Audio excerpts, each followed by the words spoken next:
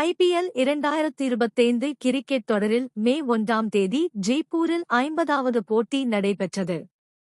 அந்த போட்டியில் ராஜஸ்தானை 100 ரன்கள் வித்தியாசத்தில் மும்பை தோற்கடித்தது.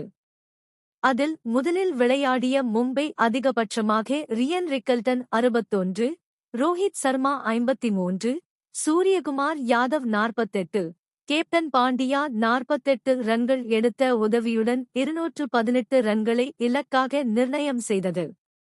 அடுத்ததாக விளையாடிய ராஜஸ்தானை அபாரமாக பவுலிங் செய்த மும்பை வெறும் 117 ரன்களுக்கு சுருட்டி வெற்றி பெற்றது.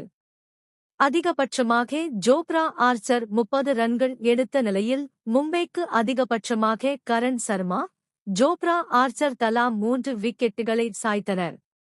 இதையும் சேர்த்து கடந்த 6 போட்டிகளில் மும்பை தொடர்ச்சியான 6 வெற்றிகளை பெற்றுள்ளது ரோஹித்துக்கு ஆதரவாக. அத்துடன் மொத்தமாக 7 வெற்றிகளை பெற்றுள்ள அந்த அணி 14 புள்ளிகளுடன் புள்ளிப்பட்டியலில் முதலிடம் பிடித்து பிளே ஆஃப் சுற்றை நெருங்கியுள்ளது. முன்னதாக அந்த போட்டியில் ரோஹித் சர்மா 7 பந்துகளில் 7 ரன்கள் எடுத்து தடுமாற்றமாக விளையாடினார். அப்போது ராஜஸ்தான் அணி வீரர் பரூக்கி எல்பிடபிள்யூ முறையில் அவருக்கு எதிராக அவுட் கேட்டார். அதற்கு களத்தில் இருந்து நடுவர் கையை உயர்த்தி அவுட் கொடுத்தார். அப்போது அதை ரோஹித் ரிவ்யூ செய்வதற்காக எதிர்ப்புறமிருந்த ரிக்கல்டனிடம் ஆலோசனை கேட்டார்.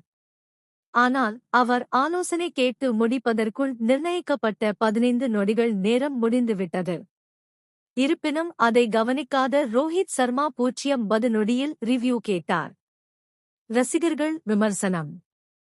ஆனால் அதை 3வது நடுவர் ஏற்றுக்கொண்டது ரசிகர்களை வியப்பில் ஆழ்த்தியது. ஏனெனில் 15 நொடிகள் முடிந்த பின் ரிவ்யூ கேட்டால் அதை நடுவர்கள் ஏற்கக்கூடாது என்பது அடிப்படை விதிமுறையாகும். இருப்பினும் அதை மீறி ரோஹித் சர்மாவின் ரிவ்யூவை ஏற்றுக்கொண்ட 3வது நடுவர் அதை சோதித்துப் பார்த்தார். அதில் பந்து ஸ்டம்ப் லைனுக்கு நூல் அளவு வெளியே இருந்ததால் 3வது நடுவர் தீர்ப்பை மாற்றி ரோஹித் அவுட்டில்லை என்று அறிவித்தார். அதை பார்த்த எதிரணி ரசிகர்கள் மீண்டும் அம்பயர்கள் ரோஹித் மற்றும் மும்பை அணிக்கு சாதகமான வேலைகளை துவங்கியுள்ளதாக விமர்சிக்கிறார்கள்.